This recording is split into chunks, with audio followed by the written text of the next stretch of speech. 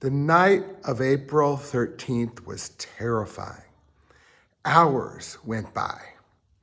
Death and destruction could have eclipsed even the horrific Hamas attacks of October 7th. Iran launched hundreds of drones and missiles at Israel.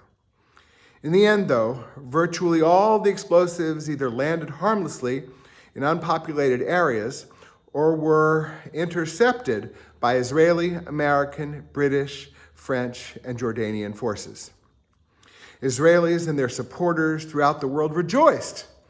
Amidst the relief, few mentioned that one Israeli citizen was critically injured.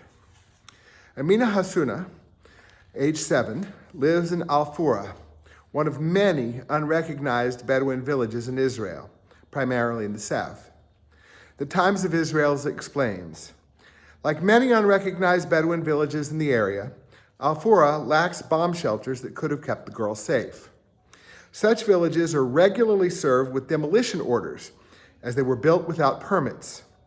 However, many have existed on the same plot of land for generations, sometimes after being evicted by Israeli authorities from other areas. Securing building permits for Bedouin communities is nearly impossible, and their leadership regularly accuses the state of discriminatory practices and neglect.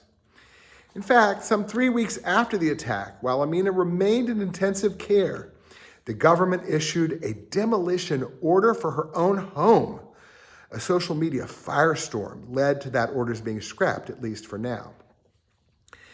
Years ago, during a rabbinical convention, I joined the Interagency Task Force on Israeli-Arab Issues to tour an unrecognized Bedouin village in the Negev. The task force is no left-wing anti-Israel outfit. Instead, it's a coalition of North American institutions across the ideological spectrum who share the conviction that Israel's welfare and security require focus on the well-being of all Israeli citizens. That visit was disheartening. Here we were, in one of the most economically successful nations of the world, visiting a community whose citizens lacked electricity, running water, proper sewage, or paved roads, among a myriad of issues that made it comparable to villages in some of the world's poorest developing nations. Children traveling to school had to cross busy highways without traffic control, and riverbeds that were dry when we visited, but which can quickly become raging streams. NBC reports that some 100,000 of the Negev's 300,000 Bedouins live in such unrecognized villages. I do not recall hearing all those years ago about the lack of air raid sirens and bomb shelters, and I believe that was before the Iron Dome. Now we know. Early reports indicated that 15 Bedouins were murdered on October 7th, but more comprehensive figures were higher. Some of them were killed while attempting to defend Jewish neighbors, but at least 6 were killed by rocket attacks, which is not how Jewish Israelis died that day, protected as they were by sirens, bomb shelters, and the Iron Dome. At least 7 Bedouins were taken hostage. Bedouins are not unique among Israel's Arab citizens, as inequality afflicts Palestinians, Druze, and Bedouins alike. Last June, Israel's Central Bureau of Statistics released a report entitled Gaps Between Jews and Arabs, which, according to the Times of Israel, examined differences in demographic characteristics, standards of living, employment, health, and the like. It found the average monthly gross income of a Jewish household to be 1.6 times higher than that of an Arab home. Moreover, infant deaths are over 2.5 times higher in the Arab community, with Israelis enjoying life expectancies some 5 years longer than those of their Arab fellow citizens. In February, the Abraham Global Prize Initiative led a tribute to Bedouin heroes of October 7th in Jerusalem.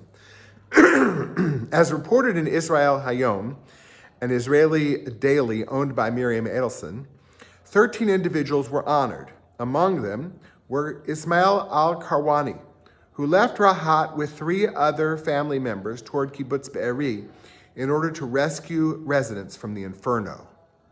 Mohammed Abu Najah, an employee of the cleaning company at the Nova Music Festival, who fought against the terrorists, called first responders and stopped passing vehicles and directed them not to drive toward the terrorists. Omar Abu Abila was in Sderot near the police station when the terrorists stormed into the city. He heard a woman's screams and saw Odaya Suisa with her 2 daughters, aged 6 and 3, and her husband Dolev, who was shot by the terrorists. Despite being wounded, Sabila managed to reach the girls in the car, get them out, and bring them to the police station, but he ultimately succumbed to his wounds. From time to time, Israel and its defenders will argue that Arab Israelis have higher standards of living than many Arabs in Arab lands. Anti-Israel critiques from LGBT groups can be particularly virulent and are often rebutted by pointing to the fact that queer Arabs in Israel enjoy far greater safety and rights than they would in a Muslim country. Moreover, there's a reason that virtually all Druze men and a growing number of Bedouins serve in the Israel Defense Forces. An Arab party served in the governing coalition led by Naftali Bennett and Yair Lapid in 2021-22, before the election of the current Netanyahu government.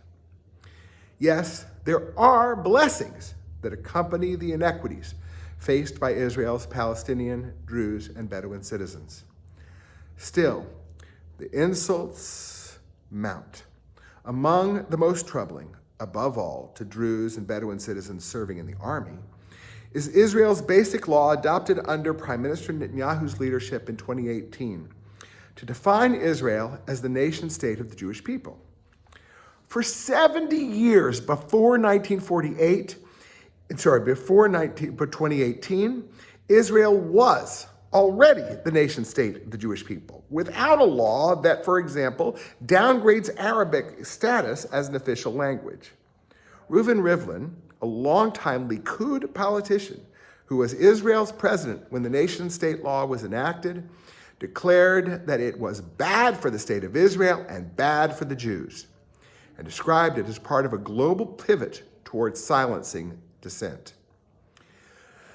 Torah frequently reminds us to treat the stranger among us as we would wish to have been treated when we were strangers in Egypt. Israel too often violates that commandment with respect to its Palestinian, Bedouin, and Druze citizens.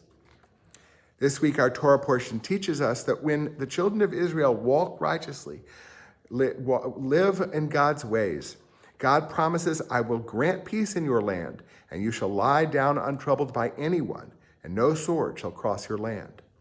By contrast, wrongdoing will lead God to unleash the sword against you. Your land will become a desolation, and your cities a ruin.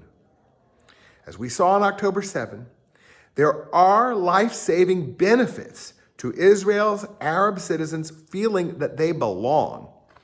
That point has been driven home clearly in the heroism of Druze and Bedouin soldiers over the course of the last 8 months. When God calls Abraham and Sarah to the land of Israel, God promises to bless those who bless you and curse those who curse you. Increasingly, many of Israel's Arab citizens are seeking to bless the state of Israel, understanding that Hamas and other terrorists, like Iran, threaten them alongside Jewish Israelis. Let us look forward to the day when Israel will be a blessing to all its citizens, Jewish, Christian, and Muslim, Palestinian, Bedouin, and Druze, Israelis all.